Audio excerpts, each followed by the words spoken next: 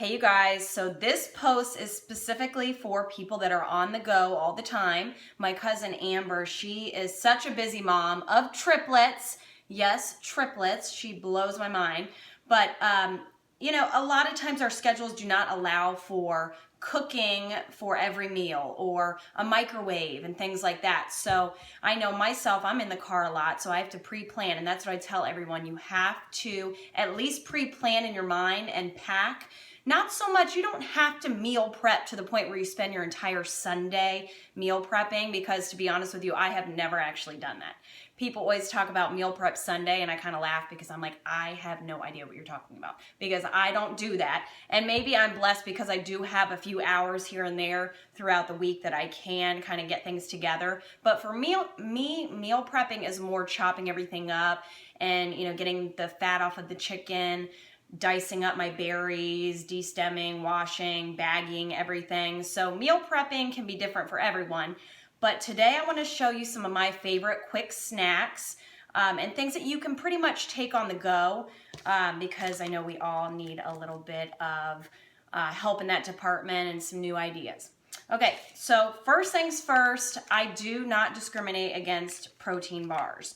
I try to make homemade protein bars if I can, but a lot of times, if I'm busy, I've been neglecting my recipes lately, I'm sorry, but I'll try to do it from home, but if I can't, I'll buy the protein bars. So again, low glycemic is what you need to look for, and a lot of times it will actually say it on the bar. So Clif Builders, I know I've showed you guys this before, but you guys have to try them if you haven't.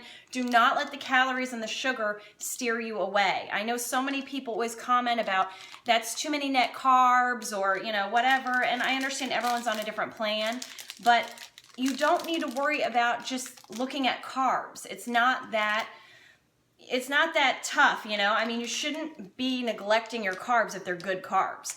And right here, if you see low glycemic on there, right down there, a lot of the bars will say it. So Clif Builder is good. It has 20 grams of protein. Again, you want to balance out the carbs and the protein. That's what makes it low glycemic. Now the Kind bars, there are Kind bars that are higher in sugar, so you want to look for the ones that are under, I would say 7 grams of sugar if possible. And again, I want to show you that on here it does say low glycemic, and I saw it before. Here we go. So this one is actually low glycemic, no sugar alcohols, non-GMO, gluten-free, 5 grams of fiber, 5 grams of protein. So on there it says everything. I mean, if it's a good product, it will say it on the label. And my favorite bar behind the Clif Builders is the Zone bar. So Zone has a good combination of the protein and the sugar. So again, you always want to balance the two. Okay, so if I do not have a protein bar with me in the car, then I will also keep, and I do have a little cooler that I take around with me. So I'll show it to you guys. And the people that I used to work with used to crack up because they would call it my satchel, because it's not little, it's huge. But you can put pretty much anything they want in there. And in there, I would always keep, and this is a big one because I keep this in my fridge, but they have the single portions. But Greek yogurt is such a good thing to have on hand because it is so high in protein. The regular yogurts that you find are usually packed with sugar. They're lower protein content, so it's not that healthy. But the Greek yogurt, it's the more thicker yogurt, and to me, it kind of makes me feel like I'm satisfied because it seems like I'm eating ice cream almost because of the thickness. Now, I know that turns some people off, but I know that, I know a few people that were like, I'm not doing that Greek yogurt. And then after, a week of trying it, they're like obsessed now. So give it a shot. I tell people to buy either the plain or the vanilla. You don't want to do like the real fruity kinds because those actually have about 20 grams of sugar. So with this one, this is the 000 vanilla, and it has 0 fat, and this is for 1 cup. So 0 fat, it has, on here it says 20 carbs and then 10 grams of fiber. So I think I was telling you guys before, you always subtract the fiber from the total carbs to get the actual carbs that you're consuming. So right there, that's actually only 10 carbs, and then your protein is 22 grams. So if the protein outweighs the carbs, you're low glycemic. You're never going to spike your blood sugars up. You're going to stay balanced, and that is the whole goal, to stay in the fat burning zone. Again, if you have a high glycemic index food, it spikes your blood sugar up, pancreas releases insulin, and you have that sugar high, the sugar crash, up and down, and then your insulin levels stay up, which means that you're storing fat. So regardless if you are 100 pounds or 300 pounds, you can still develop diabetes because your blood sugar and your insulin levels are all out of whack. So that is the key to life, is keeping blood sugar balanced and at a neutral level. Okay, so sidetracked. But with these, if you don't like just the plain yogurt, I tell people to get the plain, start that as your base, chop up some berries. So again, the best fruits to have are berries because they're low glycemic. The worst fruits to have are your watermelon and your pineapples, because I've already told you, you eat it spikes your blood sugar up, and you've got that whole spiraling effect. So my favorite is basically taking some chopped up berries, whether it's strawberries, blueberries, putting it in a cup of this. And if this is still a little bit too tart for you, a little too sour, then add some of that stevia in the raw that I was talking about. And if you didn't see my other post, it's basically in these little green packets. So keep this in your purse, or if you're a man, just keep a couple in your car, because stevia in the raw, again, do not get the off-brand. It does not taste good at all. So put 2 packets, I'd say, in a cup, and then dice up about a half a cup to 1 cup. You don't want to do more than 1 cup at a time of fruit, because it does still have sugar in it. So you want to keep that sugar down to a minimum. So I either just eat it like that, or I actually sometimes will get just pecans or walnuts, some kind of crunch in there, because I like that texture of having some crunch. So I'll eat that as a snack. And then also, if you do know me, you know that I am thoroughly obsessed with Cool Whip. Okay, so I found this thing, it's called True Whip, and it is gluten-free, 0 trans fats, no hydrogenated oils, 100% natural, no high fructose corn syrup. You know, it's probably not the best thing to have every day, but it's my vice, and I am going to have this every single day. Now, I don't mean I go through a tub a day, but I have at least a scoop or 2, and usually I have it in combination with my protein pudding. So again, protein, some of this, and with this, 2 tablespoons, 25 calories, 1.5 grams of fat, 4 carbs, 2 grams of sugar. So I'm eating this with some protein. It cancels it out. I'm good, I'm safe, I'm low glycemic still. So again, sometimes I'll put a dollop of that. Sometimes I'll just eat the Greek yogurt. I'll do a cup of this, maybe with a tablespoon of stevia or 2 packets of stevia, and then I'll put a dollop of this on the top, and it is incredible. It's so good. So try that combination, Greek yogurt and a little bit of the True Whip. If you can't find the True Whip, to be honest with you, a little bit of light Cool Whip is not going to kill you, especially if you're pairing it with the protein. That is the whole goal here, people. Find the protein, find the sugars, make sure they're canceling each other out. Okay, so moving along, everyone asks me if I eat bread, and lately I probably average 2 slices a day, and it is only the Ezekiel bread. So I get the sprouted grain bread Ezekiel 4-9, low sodium typically is what I get. I don't usually do the raisins, cinnamon raisin or anything fancy like that, because it does have a little bit more sugar. So I start with this as my base. And I always toast it, because you cannot do anything but toast it. It will taste pretty crappy. And whipped Greek yogurt. I can't really get that. But whipped Greek yogurt is just like regular whipped cream cheese. Or I'm sorry, it's not Greek yogurt. It's Greek cream cheese, which means it's half Greek yogurt, half cream cheese. So it has more protein in it. So for 2 tablespoons here, you have 2.5 grams of fat, 2 grams of sugar, 2 carbs, and 3 grams of protein. So it's really not that bad. And, you know, this is for something that if you're at work, you do have a toaster at work, go ahead and toast a piece, put this on it, and, you know, some people like to put a little bit of avocado on there too, a little bit of red pepper flakes. That's a good quick snack as well. And then also, if I want a little bit higher protein content, if I know that, you know, it's been a while since I've had some protein in that day, then I'll pull out one of these flat outs. So the flat outs, I get the light. I don't get anything else. I think I've tried the flaxseed. That's still lower carb content. But again, I flip it around. I look at the nutritional facts. And for 1 whole flatbread, which is fairly large flatbread. It's 90 calories, 1.5 grams of fat, 14 carbs, but 8 grams of fiber. So you have to subtract that to get the total net carbs, okay? So you're really not consuming as much as you think if you just were to look at the total carbs. And then the protein is at 9. So right there, again, you're balanced out. It's low glycemic. And the only problem with this, it does have gluten in it, which a lot of people cannot tolerate that. But everything in moderation. I don't entirely take something out of my diet because I feel that when I would put it back in, I'll have a terrible reaction to it. So everything I kind of do a little bit here, a little bit there. With this, I eat this either with peanut butter on it, and I have done it with this Greek cream cheese on it. I'll nuke it in the microwave, get a little bit warm, and then smear some of that, roll it up, eat it like a wrap. And I do make wraps out of it. So turkey, some lettuce, some peppers, a little bit of healthy Dijon, honey Dijon I'll put on there.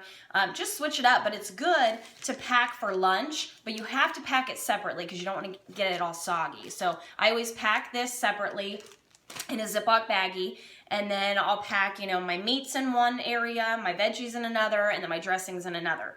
And so last minute, you just put it all together and roll it up and you're good to go. And again, if you have your little satchel with you, then you can keep an ice pack in there and keep everything fresh and nice and cold. Sometimes I will make pizzas out of this in the oven, and I do have one of the pizza recipes on my blog. And I'll make like the kind of fast version of that. So if I don't have time and I am so hungry, I get home at night and I'm like, what can I have that's high protein and not too terrible for you? I will take a flat out. I'll sprinkle a little bit of low-fat cheese, some mozzarella. I'll put a little bit of pizza sauce on it and some turkey pepperoni. Just real simple. I'll keep it simple, and I'll nuke it in the microwave for 30 seconds or until the cheese is melted. Roll it up and eat it like, what is it, stromboli or something. So that's kind of like a good quick idea too. And I know these aren't so much to keep in your car, but I think a lot of times we do have access to at least a microwave when we're at work. So these are little helpful ideas, or at least hopefully they are. And now here I have an apple. So in regards to the fruit, berries are very good. Apples are low glycemic as well. But we need to make sure that we are having a medium to small, no bigger than the size of this, okay? So you see this fits in the palm of my hand. I can squeeze it and my fingertips get on top of the apple. Too many times I see people, literally it's twice as big. They can't even put their entire hand on this apple, and they're consuming way too much sugar in one sitting. So when you have an apple that large, it's gonna be higher glycemic because you're consuming way too much sugar at one time, okay? So when you eat fruit, if you're chopping it up, so if it's berries, grapefruit, anything like that, you wanna have 1 cup of it. If you have an apple or a pear or anything like that, you wanna have it about this size. So a small, no larger than this size to where you can grip it. Okay, it's very important because then if you consume too much fruit, even if it is healthy and low glycemic, if you're eating a big fruit salad for lunch and it's all berries, but you're having 5 cups of it and that's it, you will have a spike in your blood sugar. So we want to stay away from that spike. Okay, so what else do I have here?